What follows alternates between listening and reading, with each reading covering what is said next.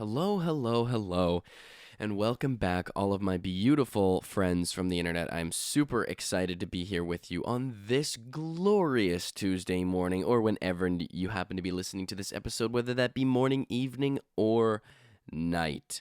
Now, I am just really excited to get into today's episode, but also I'm preparing here because I've heard that there's going to be a Reddit blackout on Monday, so I'm actually recording this episode a little bit earlier, so apologize if not all the comments may be up to date, and if you're browsing through the Reddit pages and you see that I'm not reading maybe some of the best comments is because there may be a Reddit blackout on Monday. So why don't we just head into the episode for today? So welcome to the Reddit Asks Us podcast, where we read and react to comments from r/AskReddit. I am your host, Luke Dick. You can find, there's a new Spotify feature, and you can answer this week's Reddit question by clicking the description of the episode, and below the description, you should see a white icon to the right that says reply. And this is on Spotify only, and you will be notified when your response is published. And I've been getting consistent responses since I started doing this, and it has been just a wonderful.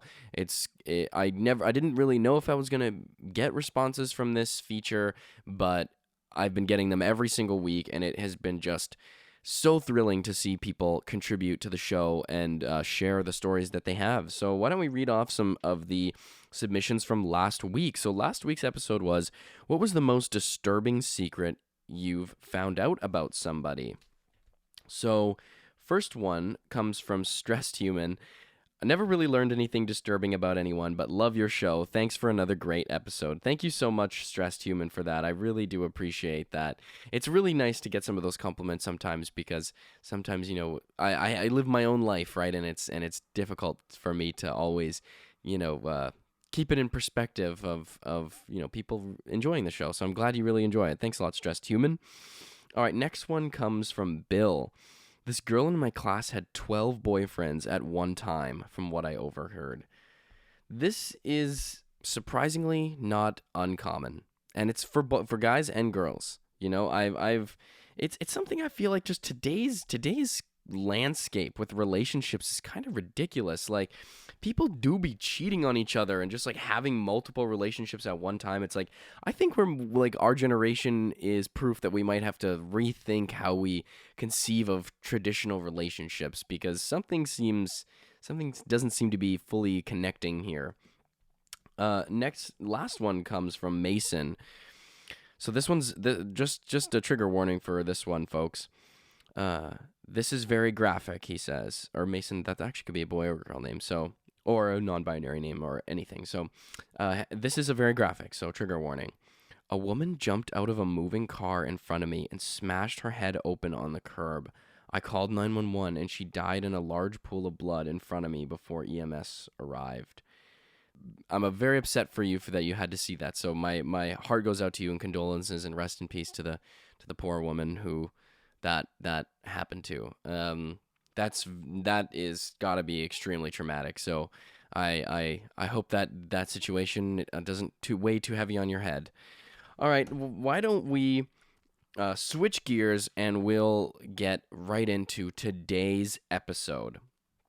So today's episode comes from the main Askreddit page, and I'm sure you can tell from the title, what is your never interrupt an enemy while they are making a mistake moment?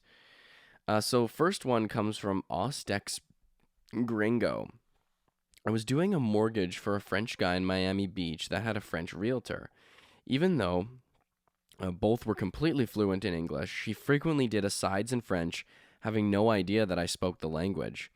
When they settled on a property and were riding the elevator down from the condo, she told him that, look, these guys are scumbags and they're going to screw you over, and I have a much better person you can work with, even though the foreign investment, the way the foreign investment works is identical throughout the state. Towards the end of the ride, I say to the guy in fluent French that we would be happy to compare our proposal with whatever her people could come up with, and it's his choice, but certainly we would like to work with him on this and any future investments. He started laughing his ass off. She was completely mortified. He went with us and fired her as his agent on the spot. That is crazy. On the spot? On the spot getting fired? Holy jeez.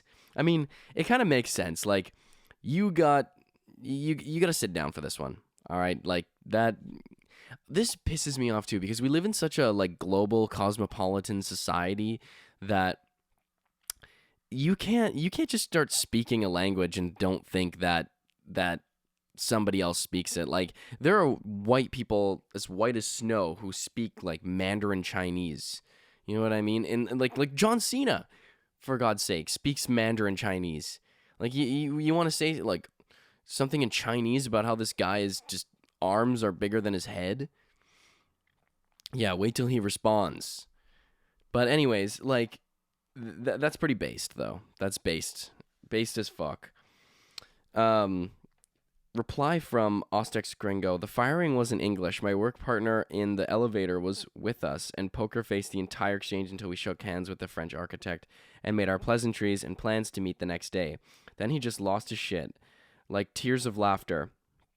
He had dealt with her a couple of times to no avail, and later called all of our banker allies with the comeuppance. Apparently everyone hated her and revealed in that. We got a referral out of that guy too. Well, congratulations, Ostex. All right, next one comes from Throwing Chicken. I let the lady who changed lanes into me run her mouth about how I rear-ended her before pulling the cop aside to show him the dash cam footage. That's like... all I can think of is just the Patrick Beverley. That's an NBA reference, but there was this moment where Patrick Beverley is like a player. There was a dumb foul call, and he like grabbed one of the reporter's cameras and tried to like show it to the ref. That's all that comes to my mind when I think about that. But that's another good one too. It's fun. You just gotta sit back and you just kick your feet up and just let them do their thing, and then all you have to do is just wait for your proof. Especially if they didn't even know you had proof, then you kind of get the double satisfaction there. Reply from Sigmund Sawed-Off Freud. I did the same thing, but for another dude. Right lane was gradually coned off due to fixing some potholes. Lady went all the way up to the last second and then cut this dude off. He hit his horn and she brake checked him. Bam. This lady was, I don't even know, on the phone, hysterical about how this guy was screaming and threatening her, and she didn't feel safe. I waited for the cops to do their thing, and then when they stepped up, they said, "Nah, we got what we need." I said, "Watch this." Oh, wow. So you had the dash cam footage. Oh, man, that's awesome. That guy must have been, he must have been hella thankful for that.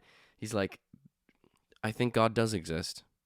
You know what, guys? I've been contemplating it, but I gotta think God exists. This is just can't be a coincidence. Reply from the Fragile Apparatus. A woman sideswiped my wife trying to pass on the right in front of the police station and kept going 1,000 feet or more down the street. The cop showed up and went to the woman first, and she lied about everything. Said the accident happened where she stopped. She said my wife made an illegal turn, all made up. When the cop came to talk to us, he wouldn't even listen to our side of the story. I told him what she said made no sense based on the damage to the car, and his response was, well, you see all kinds of things. I told him to check your parking lot cameras and said there was no need to check them because the accident didn't happen in front of the police station, etc. I came so close to yelling at the cop. He tickets my wife, end of story. Later that night, he calls my wife, says he decided to check the parking lot cameras after all, and that my wife's version of the accident was the more truthful one. He took care of her ticket and ticketed the other driver. Very frustrated about that.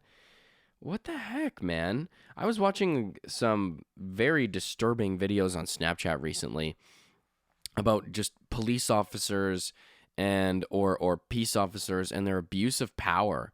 Like these so the one was this girl was at the beach with her aunt, and there are some Twisted Tea cans around, but they're closed, they're not opened, and she's 20 years old, and so this is in New Jersey, this is in the States, so the legal drinking age is 21. So these officers approach her, and start harassing her about these twisted tea cans, and she's like saying, "These are my aunts. As you can see, they're clearly not open. Like, I haven't been drinking them. I'm not in possession of them.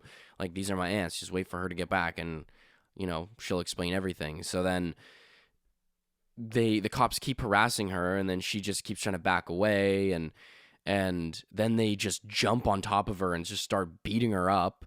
And it's like the cops just had complete and total immunity. It was just freaking disgusting. But she ended up getting a $325,000 civil lawsuit reward, because these cops were just so horrible to it. But something about a police uniform is just, man, you just never know who's in that. It's like, I don't want to generalize and say that all like police officers are bad people, and because I do know people who got into law enforcement who are genuinely great moral people, but I think that it does attract a crowd of power tripping, and these people are relentless, and it's just like, oh my god, like why wouldn't you not do your due diligence and like check the cameras? It's so annoying. People think that they are the law, not just the ones who enforce that. Reply from Big Danish Guy. On the one hand, you don't want to be the snitch, but on the other hand, you really shouldn't cover up the other people's stupidity. I had a coworker who should have been fired a year earlier, but I kept stepping in. On at least 2 occasions, I told myself that I had to shield the job from liability when his personal and professional incompetence got physically hurt. So I stepped in and smoothed things out instead of letting him dig his own grave. When he eventually got fired, it took him 6 months to forget my phone number. Don't cover for stupid kids. Don't cover for stupid kids. Koras replies and says, when I was in university, our final project was a big multidisciplinary group project where students from different courses formed teams to build games over the course of the year. I joined a team where I had basically 2 roles. Because my degree was split in focus, somewhat stupidly, it was made a mistake to sign up for it. But oh well. Another guy on our team had the same, so between us, we were supposed to be doing the work for 2, just split in 2 areas. He did nothing. I took one half of his work, someone else did the other half. What work he did was crap quality and unusable and had to be redone because it was a mess. We tried talking to him about it repeatedly, but to no avail. He just didn't put in the work. The warning sign was probably that this was his 5th year of a 3-year degree. The dude took 2 attempts at every year. Part of our submission was a massive report where we were supposed to break down what we did on the project and how and why. We left his section as basically a single sentence stating, name contributed to the project. That was more than he deserved, but at the same time, it essentially called out explicitly that he did almost no work, including on the shared document. We didn't tell him that the section was there, but we were all in the same doc writing, and we were all expected to contribute. He would have seen it if he had opened it to write anything during the entire process. He flipped out when he found out after submission. He did not graduate. I do not feel sorry for him. This is classic. See, in high school, I was more comfortable doing majority of the group work in a group project because I just it was high school. I just wanted a good grade, and I knew that a lot of high school group projects are just the amount of effort that it takes to do them is the same amount of effort if it was just for a single project. It's just now you're split it up between 3 people, so it's supposed to be less work, at least in high school. High school is kind of a joke like that. But now, after I graduated high school, I definitely did not keep that same attitude. There was this, so when I was doing my audio production diploma in 2019, 2020, there was a kid who had been in the program in the year previous and didn't graduate. Keep in mind, it is very expensive to go to the school. It's not just something you can just do. It costs money to go to the school, a lot. And this was his 2nd year being there. I'm most likely going to be paying almost a full tuition again. And in our final project for one of our classes, This guy messages me on the day before it's due and was just like, yo, man, like, would you be able to like send me your project file? Like, I'll just like make some changes. And I'm like, are you joking? Like, no, dude, I'm not going to get kicked out of school for our very last project, a project that like that latches onto our graduation. Like, if we don't get a good mark on this project, and this was an individual project, like this could affect your graduation. Like it mattered a lot.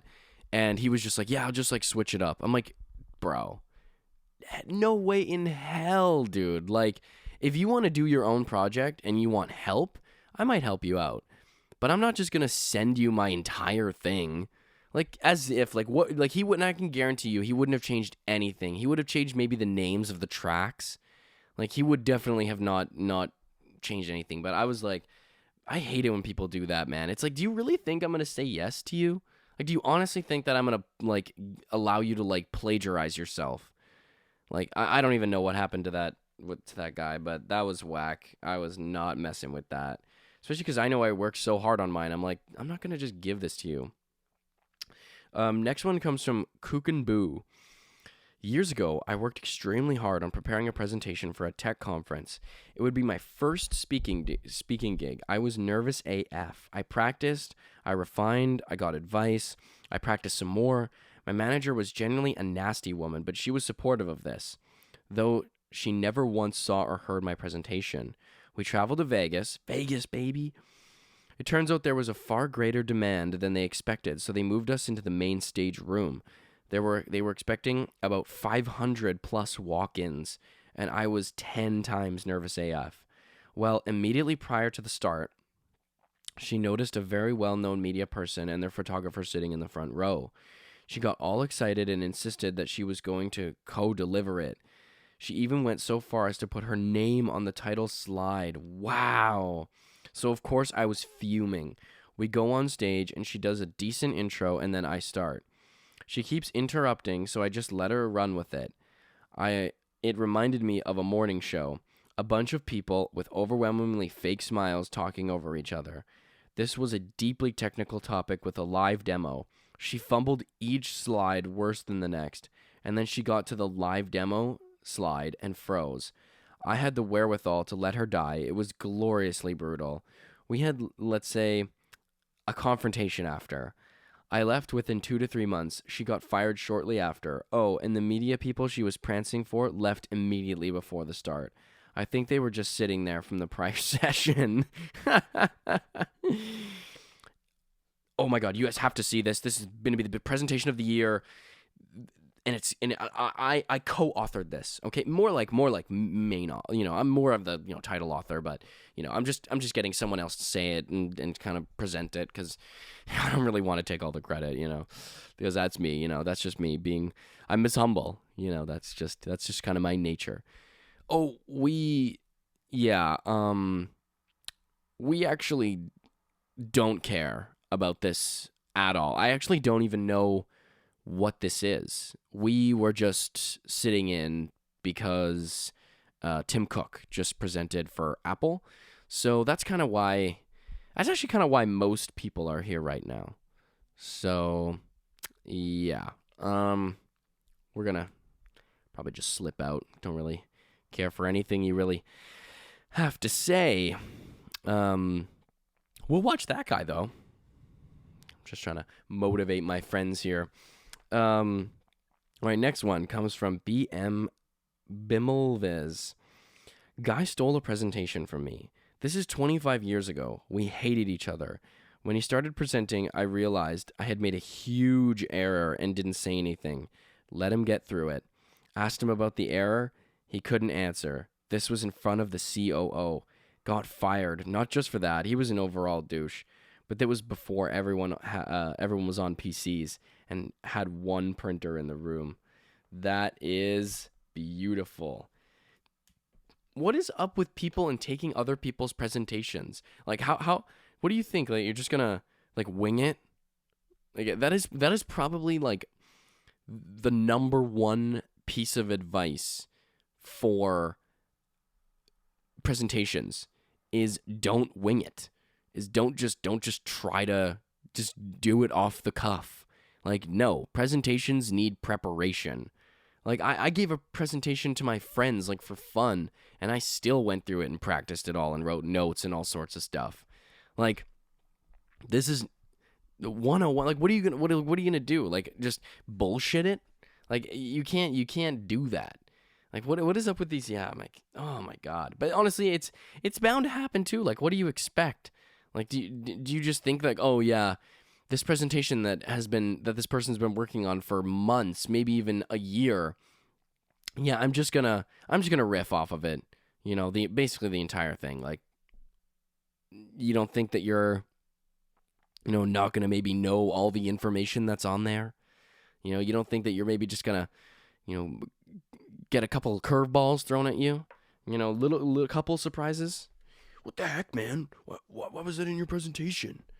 Well, maybe because I made it and you took it and you didn't get me a chance to make any changes or improvements. So you kind of deserve that.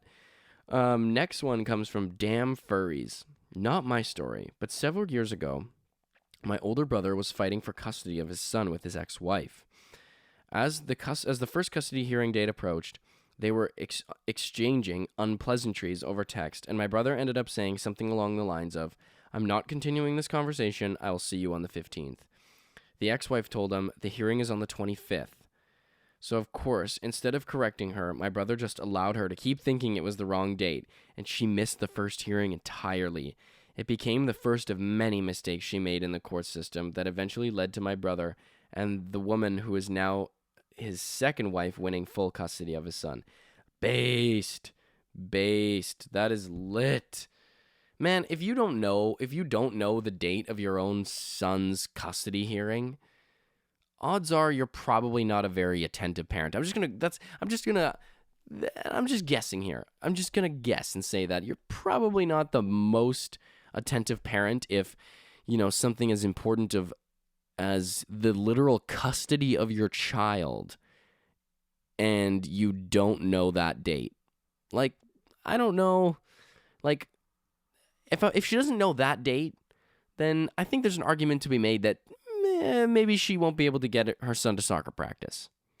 You may be able to argue that point, that there might not be a whole bunch of reliability, going on there. So I'm glad you got custody of your son. Based. All right, next one comes from Express Topic 4081. At my current job, part of my duties is to trailer audits, make sure people are unloading/loading safely. And I was training a new member for the position to do the job. After a few weeks, it turns out that the other person wasn't doing any aspects of the job. Instead, they were just mingling like it was a cocktail party. When asked why they weren't doing anything, they said it was because they were never trained. Well, it turns out that due to past complaints about this particular person, management put them on a PIP. If they got any type of training, they were to have a piece of paper documenting what kind of training it was, who trained them, and management sign off with all party signatures. When they pulled the file that said they were indeed trained in all the duties of the job, they just sat there, silent, and were fired. They were fired because they pulled the same stunt in every department of the building, and mine was their last chance. Just seems like people are just getting what they deserve. You know what I mean? Like, there are other jobs, I'm sure, that exist that you could, slack off like that. But I'm pretty sure a warehouse is probably one of those jobs you don't really want to slack too much at that job. You've got probably things in there that weigh, maybe a ton. And I don't know if I want to work in an environment where people are not necessarily paying attention to their job. In a place that is like a warehouse where things could just fall and then that's over. Then that's the end of the story. Like, sorry, bud. Like, I'm not participating in this. All right, so next one comes from Juizier.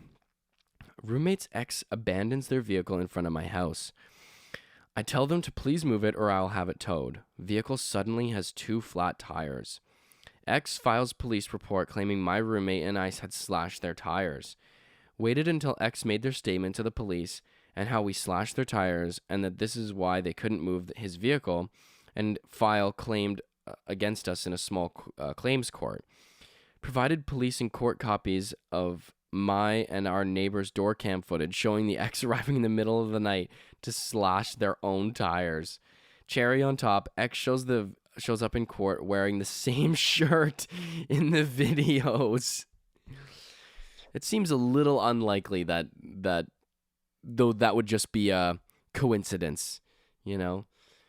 What? It's a popular shirt. Like, get over it. Big deal.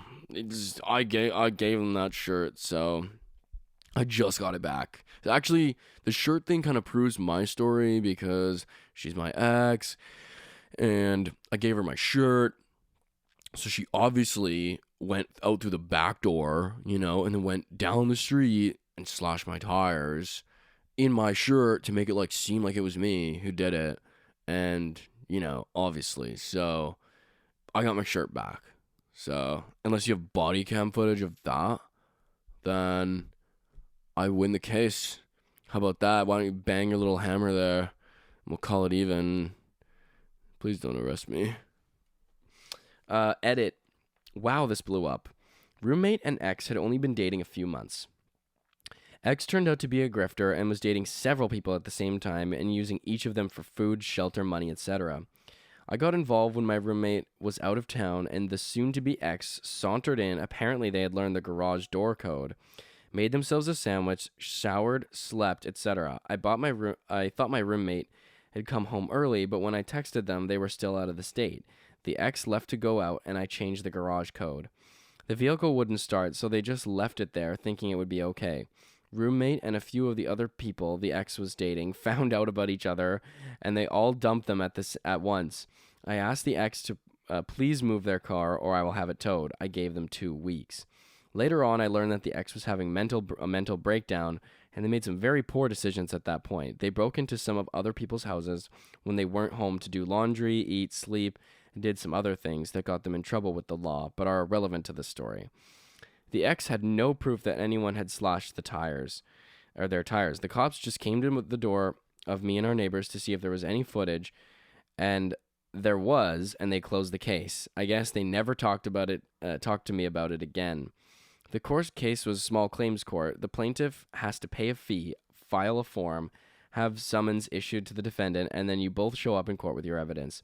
The ex had no evidence other than a long list of real and perceived grievances with my roommate, so no actual proof. The judge dismissed the case.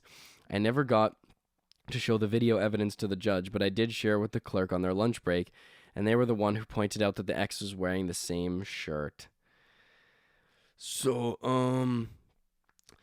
Jacqueline won't let me, sleep over. So, I mean, it's so, obviously she's gonna slash my tires. She doesn't even love me.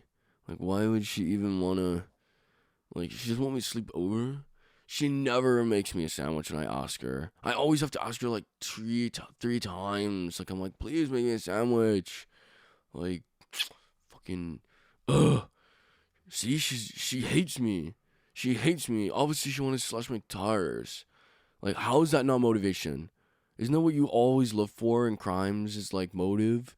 Well, obviously, she hates me, and she won't make me sandwiches, and she won't clean my room, or clean up after me in the bathroom. Am I expected to flush my own toilet? What the fuck? It's your house. Flush your own fucking toilet.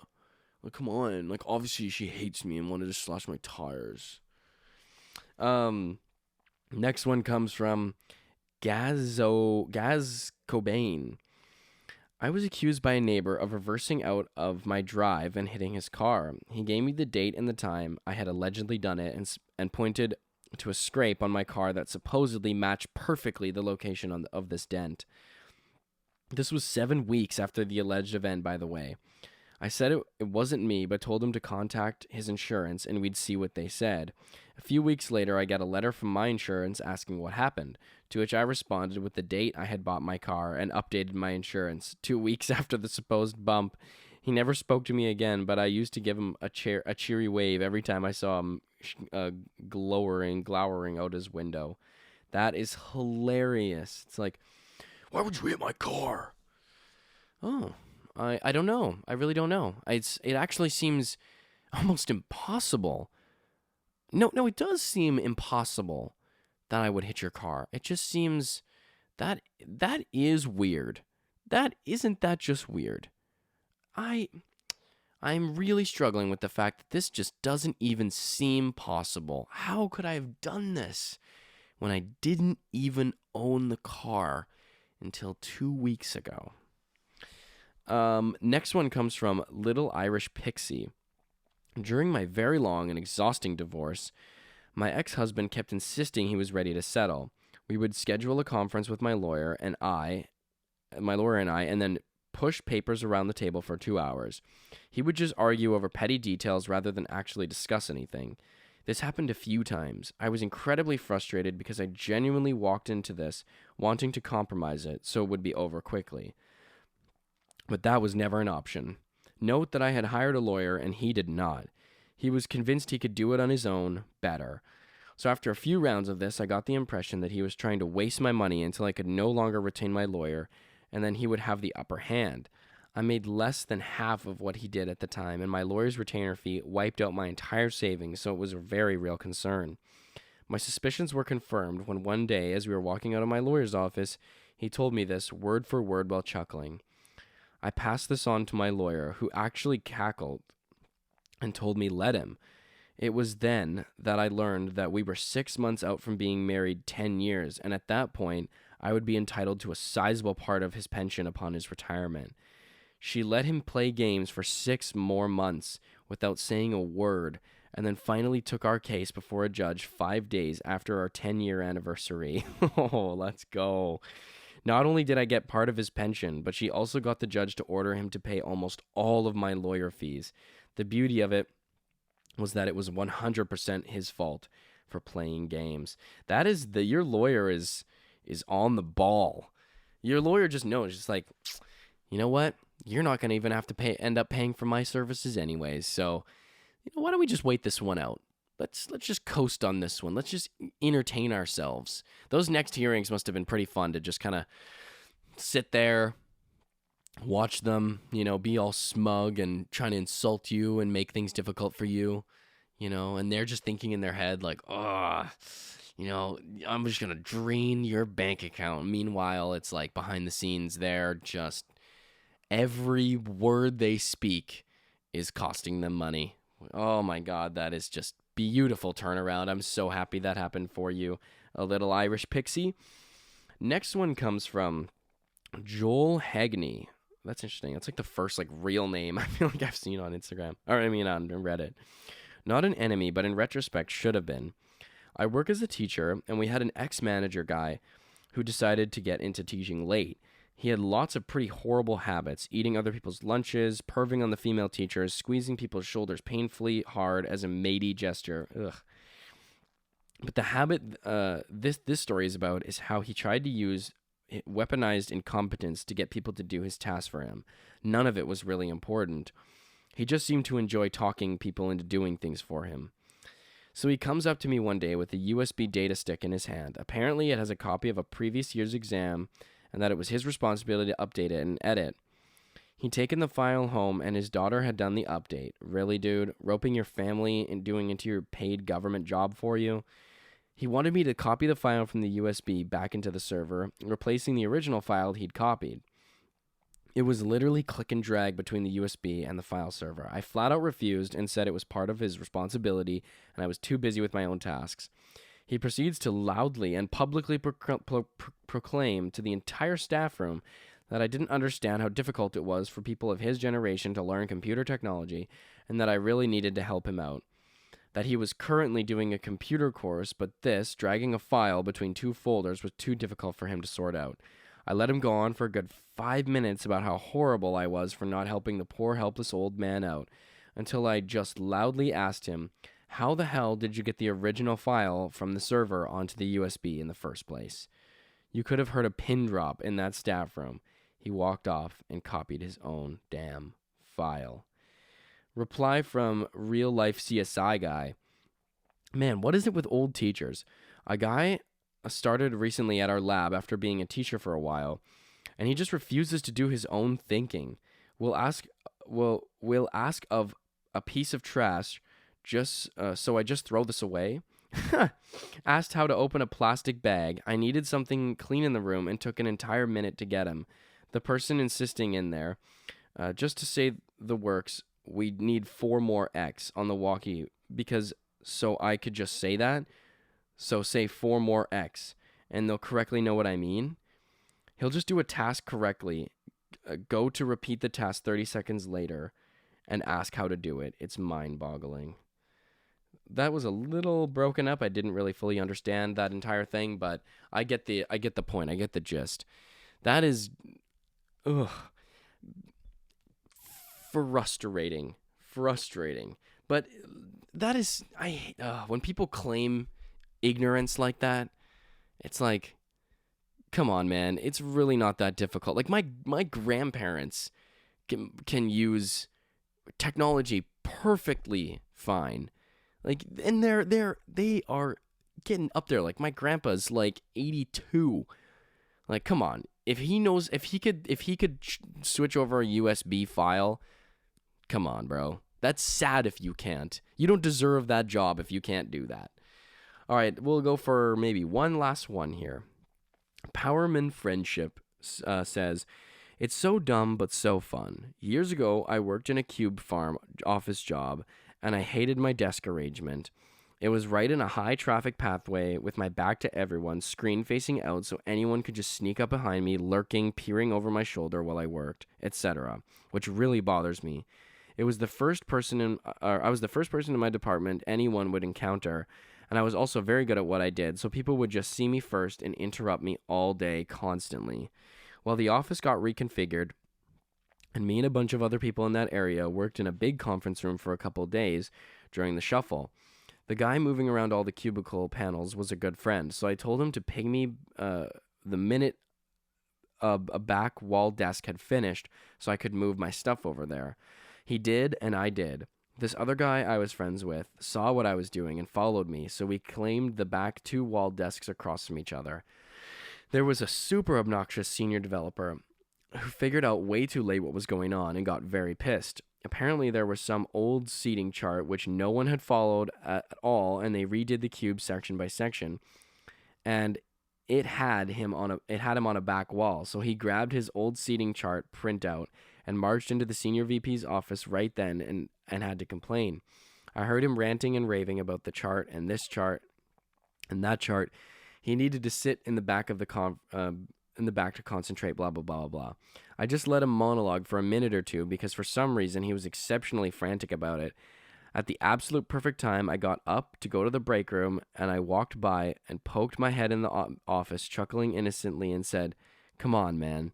Boss's name is too busy for this silly stuff. I'll just move my desk. Who really cares where we sit?" It was like a 5-second TKO. He immediately started stammering about how much he didn't care and how he insisted I just keep my stuff there, so I feigned indifference and it said, okay, no problem. It was one of the greatest moments in petty office politics. Yeah, like, come on, man. You're going to bother the VP, the senior VP about seating charts? Well, we don't want them cheating off of each other's work. It's like, where do you think we are? Is this like this is not a kindergarten class? Okay, this is a full-blown business. Okay, like this is not like what are you talking about? Okay, like I'm not gonna just start peering and cheating off of somebody else's work. Like, what do you I think I'm an adult? I can't handle my own abilities to get my work done. Like, oh man, and this is what's frustrating too about some of these companies, man, is they treat people as if they're children, and they're fully grown adults, and they will limit people's responsibilities, even though it's like, do you realize I'm like handling like $1 million account right now, but yet you won't let me choose where I sit? Like, yeah, do a couple of these transfers from this company to that company. Make sure the audits are all correct, when it comes to millions of dollars that I'm responsible for and my job that I'm hired and get paid to do, but yet I don't get to sit next to Frank. How do I see that? Where's the connection there? Am I missing something? All right, thank you all so much, folks, for tuning into another episode of the Reddit Asks Us podcast. Remember, if you're watching on YouTube, remember to like, comment, and subscribe. If you're listening on an Apple Podcast, Spotify, wherever else you get your podcasts, please, please, please leave us a rating, and also please leave us a review. Remember, please answer this week's Reddit question by clicking the description of the episode, and below the description you should see this week's question and a white icon that says reply. I'm super excited to hear what y'all have to say, and I am very, very excited to see y'all next week. So peace out, love you, bye, thank you.